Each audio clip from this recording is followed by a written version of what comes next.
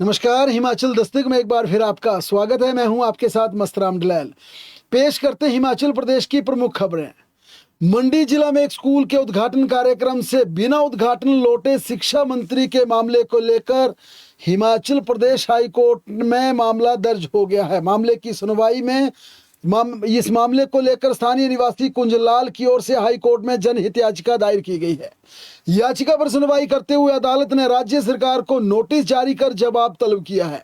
याचिकाकर्ता पक्ष के अधिवक्ता उदय नंद शर्मा ने बताया कि मंडी जिला के द्रंग विधानसभा क्षेत्र के देवरी पंचायत में नवनिर्मित स्कूल के भवन का उद्घाटन समारोह आयोजित किया गया था। इस कार्यक्रम में भाग लेने के लिए शिक्षा मंत्री रोहित ठाकुर देवरी पहुंचे थे।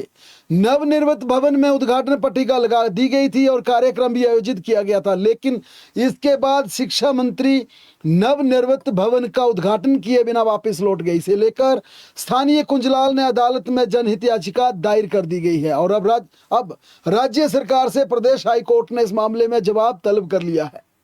सुप्रीम कोर्टों के आदेश के बाद हिमाचल का डायरेक्टरेट ऑफ स्कूल एजुकेशन हरकत में आ गया है।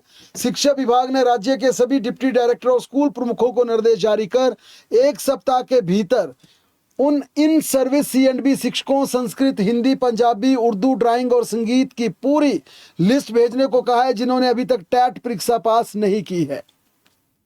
राज्य के सरकारी स्कूलों में कार्यरत 1321 आउटसोर्स कंप्यूटर शिक्षकों ने वेतन और EPF अंशदान में देरी पर नाराजगी जताई है।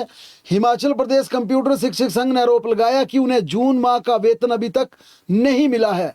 संघ ने चेतावनी दी है कि समाधान न होने पर शिक्षक आंदोलन की रणनीति बनाने के लिए मजबूर हो जाएंगे। लिहाजा समय रहते उन्होंने अपनी समस्या के निदान का सरकार से आग्रह किया है। सुप्रीम कोर्ट ने हिमाचल प्रदेश हाई कोर्ट के उस फैसले पर अंतिम रोक लगा दी जिसमें राज्य सरकार को सोसाइटी और कैंपा के तहत अनुबंध पर तैनात कंप्यूटर ऑपरेटरों की सेवाओं को नियमित करने के निर्देश जारी किए थे। सुप्रीम कोर्ट ने इस मामले में प्रतिवादी कर्मचारियों को नोटिस जारी कर 24 अगस्त 2026 तक जवाब दाखिल करने के आदेश दिए हैं। सोसाइटी के तहत रखे गए इन कर्मचारियों के लिए 4 मई 2017 को पॉलिसी लागू हुई थी, जिसके तहत इन कर्मचारियों ने 3 साल के अनुबंध कार्यकाल के आधार पर नियमित करने की मांग की थी। इसी आधार पर इन्होंने रेगुलर करने की मांग की, जिसे राज्य सरकार ने यह कहकर खारिज कर दिया कि ये कर्मचारी सोसाइटी के दायरे में आते हैं और ये प्रदेश के सरकारी कर्मचारी नहीं है। इसके बाद हाई कोर्ट ने इनके हक में फैसला सुनाते हुए इन्हें रेगुलर करने के आदेश पारित किए थे, जिस पर अब सुप्रीम कोर्ट ने रोक लगा दी है, यानी कि फिलहाल इन्हें अब रेगुलर नहीं किया जाएगा। हाई कोर्ट के फैसले पर देश की सर्वोच्च अदालत ने रोक लगा दी है। हिमाचल प्रदेश में कांग्रेस संगठन के विस्तार को हाईकमान से हरी झंडी मिल गई है। जल्द ही पार्टी में संगठन का विस्तार होगा और कई नए पदाधिकारियों को तैनाती दी जाएगी।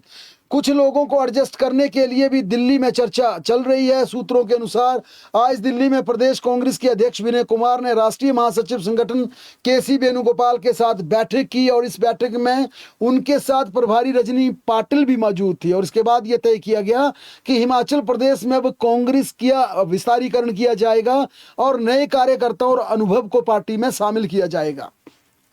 मुख्यमंत्री सुखविंदर सिंह सुक्खू ने आज हमीरपुर जिला का प्रवास किया। इस दौरान मुख्यमंत्री ने हमीरपुर में रानी झांसी पार्क के पास नगर निगम की 13 दुकानों का उद्घाटन किया। इस मौके पर मुख्यमंत्री सुखविंदर सिंह सुक्खू ने शिक्षा निदेशालय का कार्यालय हमीरपुर शिफ्ट करने को लेकर दिशा निर्देश जारी किए और इसे लेकर हमीरपुर के डिप्टी डायरेक्टर को जमीन चिन्हित करने के लिए भी कहा गया।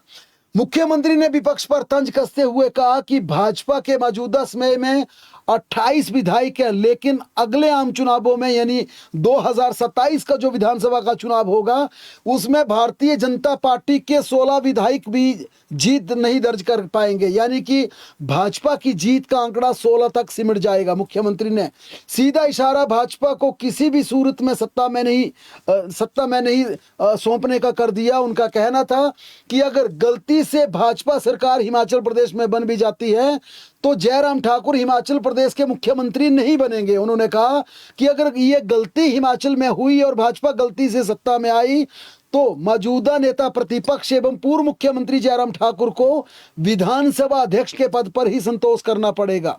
उन्होंने कहा कि भाजपा की जीत के सपने कभी पूरे नहीं होंगे, क्योंकि प्रदेश की जनता हिमाचल की संपदा को लुटाने वालों को अब कभी प्रदेश में नहीं जिताएगी। उनको सीधा सीधा इशारा था कि एक बार फिर हिमाचल प्रदेश में नया इतिहास बनेगा और कांग्रेस की सरकार प्रदेश में दोबारा सत्तासीन होगी। कांग्रेस सरकार के खिलाफ भारतीय जनता पार्टी अब चार्जशीट लाएगी। इसके लिए भ्रष्टाचार के मुद्दे पर जन आंदोलन भी होगा। बीजेपी ने इसके लिए 2 अलग अलग समितियां गठित कर दी हैं, जिसमें अनुभवी नेताओं को रखा गया है। दोनों ही कमेटियों के अध्यक्ष भारतीय जनता पार्टी के प्रदेशाध्यक्ष होंगे।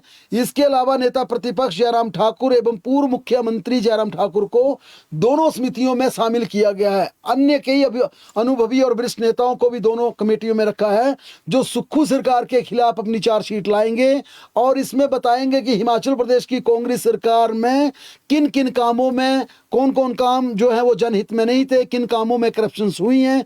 ऐसे आरोपों के आधार पर भारतीय जनता पार्टी सत्तासीन कांग्रेस के खिलाफ अपनी चार्जशीट लाएगी। हिमाचल प्रदेश में लवारिस कुत्तों की बढ़ती समस्या और उनके प्रभावी प्रबंधन को लेकर हिमाचल प्रदेश हाई कोर्ट ने गंभीर रुख अपनाया है। मुख्य न्यायाधीश गुरमीत सिंह संधावालिया और न्यायाधीश विपिन चंद्र नेगी की खंडपीठ ने मामले की सुनवाई करते हुए राज्य सरकार, केंद्र सरकार, NHAI और अन्य संबंधित विभागों को नोटिस जारी कर जवाब तलब किया है। इसके अलावा मंडी नगर निगम की नवनिर्वाचित मेयर सुमन ठाकुर और डिप्टी मेयर को पद एवं गोपनीयता की शपथ नहीं दिलाने पर हिमाचल प्रदेश हाई कोर्ट ने कड़ा रुख अपनाया है। न्यायमूर्ति ज्योत्सना रिवाल दुआ की एकल पीठ ने सुनवाई के दौरान डिप्टी कमिश्नर को अगली सुनवाई तक कानून के अनुसार अवश्य कार्रवाई करने के आदेश पारित किए हैं। हिमाचल प्रदेश हाई कोर्ट ने पैरा वेटरनरी काउंसिल के नियमों को लेकर अपने पारित आदेशों में साफ कहा कि यदि किसी उम्मीदवार ने देश में कानून द्वारा स्थापित किसी मान्यता प्राप्त यूनिवर्सिटी से डिप्लोमा या डिग्री हासिल की है तो राज्य काउंसिल उसका रजिस्ट्रेशन से इनकार नहीं कर सकती। इसके साथ ही कोर्ट ने राज्य सरकार के नियमों के उस हिस्से को असंवैधानिक घोषित करते हुए रद्द कर दिया, जिसके तहत बाहरी राज्यों की यूनिवर्सिटी का राज्य सरकार से मान्यता प्राप्त होना मैंडेटरी किया गया था। हिमाचल प्रदेश हाई कोर्ट ने किन्नौर जिला में आई फ्लैश फ्लड और मलबे के कारण पुल के डूबने व रिहायशी इमारतों को पैदा हुए खतरे का कड़ा रुख अपनाया है। अदालत ने पिछले देशों के बावजूद पर्याप्त मशीनरी तैनात न करने और सुस्ती बरतने पर नाराजगी जताते हुए किन्नौर के डिप्टी कमिश्नर को निजी तौर पर कोर्ट में तलब किया गया है। मुख्य न्यायाधीश JS संधावालिया और न्यायाधीश विपिन चंद्र नेगी की खंडपीठ ने जनहित याचिका की सुनवाई के पश्चात ये आदेश पारित किया।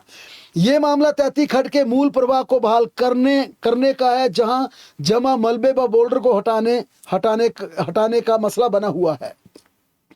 राज्य सरकार ने 11 वन अधिकारियों के तबादला आदेश जारी कर दिए। इनमें अधिकतर अधिकारी DFO पद पर अपनी सेवाएं दे रहे हैं। इनमें राजीव कुमार को बिलासपुर से मंडी भेजा है, बासु डोगरा को मंडी से पालमपुर तथा संजीव शर्मा को पालमपुर से मंडी में ट्रांसफर किया गया है। इसी तरह पोस्टिंग का इंतजार कर रहे सुशील कुमार को ऊना में तब्दील किया गया है। इसके अलावा चमन लाल को आनी से बिलासपुर तथा MN शिवाजी को भरमौर से वाइल्ड लाइफ चंबा भेजा गया है। अंशुल जैल को बद्दी से नालागढ़, कुलदीप सिंह जम्बाल को वाइल्ड लाइफ चंबा से ढलोजी और रजनीश महाजन को ढलोजी से भरमौर ट्रांसफर किया गया है। धर्मचंद को साबड़ा से बद्दी और प्रदीप कुमार को सोलन में एक प्रोजेक्ट से उन्हें DFO सोलन के पद पर तैनाती दी गई है। पूर्व उद्योग मंत्री एवं भाजपा विधायक विक्रम ठाकुर ने प्रदेश सरकार के 3.5 साल के कार्यकाल पर तीखा हमला बोला है। उन्होंने कहा कि राज्य सरकार आज तक ये तय नहीं कर पाई कि हिमाचल प्रदेश में सरकार की प्राथमिकताएं क्या हैं। जनता के हितों की बजाय सत्ता बेचने, राजनीतिक समीकरण साधने और मंत्रिमंडल विस्तार की चर्चाओं में सरकार का अधिकतर समय बीत गया, जबकि प्रदेश में बेरोजगारी, महंगाई, ठप पड़े विकास कार्यों और बिगड़ती कानून व्यवस्था की मार हिमाचल प्रदेश झेल रहा है। ये तमाम आरोप विक्रम ठाकुर ने लगाए हैं। शिमला जिला के नारकंडा क्षेत्र में एक युवती पर जानलेवा हमले और उसके बाद दुष्कर्म किए जाने का मामला सामने आया। गंभीर रूप से घायल युवती को उपचार के लिए अस्पताल में भर्ती करवाया गया, जबकि पुलिस ने मामला दर्ज कर आरोपियों की तलाश तेज कर दी है। मंडी जिला के सुंदरनगर क्षेत्र में एक महिला शिक्षिका ने आत्महत्या कर ली। जयदेवी स्कूल में तैनात शिक्षिका ने अपने क्वार्टर के भीतर फंदा लगाया। महिला के मायका पक्ष की ओर से ससुराल वालों पर मौत को लेकर कई गंभीर आरोप लगाए गए। इस आधार पर पुलिस ने मृतका के पति, ससुर, सास और ननद को गिरफ्तार कर लिया है। उधर कांगड़ा जिला के पालनपुर में एक महिला बैंक कर्मचारी पर वित्तीय अनियमितताओं के गंभीर आरोप लगे हैं। आरोप है कि महिला ने अपने पति और सास के बैंक खातों से धनराशि अपने खातों में ट्रांसफर कर ली। साथ ही दोनों खातों को उन्होंने उनकी बिना सहमति के दूसरी शाखाओं में ट्रांसफर भी कर दिया। चंबा जिला के तेलका क्षेत्र में एक चाचा द्वारा अपनी 2 नाबालिग भतीजियों के साथ दुष्कर्म करने के गंभीर आरोप लगे हैं। पीड़िताओं के परिजनों द्वारा शिकायत दर्ज करवाने के बाद पुलिस ने आरोपी चाचा को गिरफ्तार कर लिया है। कुल्लू जिला के हुरला गांव में गैस रिसाव से भड़की आग के बाद बड़ा हादसा हुआ। इस घटना में एक ही परिवार के 3 सदस्य झुलस गए। मौसम की बात करें तो हिमाचल प्रदेश में पहली बार फ्लैश फ्लड, लैंडस्लाइड और इसके अलावा बड़े स्तर पर खतरे की चेतावनी जारी की गई है। हिमाचल प्रदेश में 20 और 21 जुलाई को ज़्यादा से ज़्यादा बारिश होने का अनुमान जारी किया गया। मौसम विज्ञान केंद्र ने इन 2 दिनों के भीतर हिमाचल प्रदेश में हैवी रेनफॉल होने के साथ ऑरेंज अलर्ट जारी किया। इस दौरान चंबा, कांगड़ा, कुल्लू, मंडी, शिमला व सिरमौर में कई स्थानों पर बहुत ज़्यादा बारिश होने की चेतावनी जारी की गई है। प्रदेश में 17 जुलाई की रात से मौसम के बदलने का पूर्वानुमान लगाया जा रहा है। इसके बाद 18 व 19 जुलाई को हिमाचल प्रदेश में भारी बारिश का येलो अलर्ट जारी किया गया है, लेकिन 20 और 21 जुलाई को हिमाचल प्रदेश में जबरदस्त बारिश की कड़ी चेतावनी जारी की गई है। मौसम विज्ञान केंद्र के दौरान इन दोनों दिनों 20 और 21 को हिमाचल प्रदेश के कई स्थानों में लैंडस्लाइड, फ्लैश फ्लड और बाढ़ के खतरे का अंदेशा बना रहेगा। इसके चलते साथ ही मौसम विज्ञान केंद्र ने डिस्ट्रिक्टों को ये कहा है कि डिस्ट्रिक्ट एडमिनिस्ट्रेशन इन 2 दिनों के भीतर हिमाचल प्रदेश में बड़े स्तर पर एडवाइजरी जारी कर सकता है, क्योंकि इस मानसून मौसम में दूसरी बार ऑरेंज अलर्ट आया है और साथ में पहली बार फ्लैश फ्लड, लैंडस्लाइड के साथ साथ हिमाचल प्रदेश में बाढ़ के खतरे की संभावना जताई गई है। बहरहाल प्रदेश की तमाम बड़ी खबरों के लिए लगातार जुड़े रहे हमारे साथ, देखते और पढ़ते रहे हिमाचल दस्तक।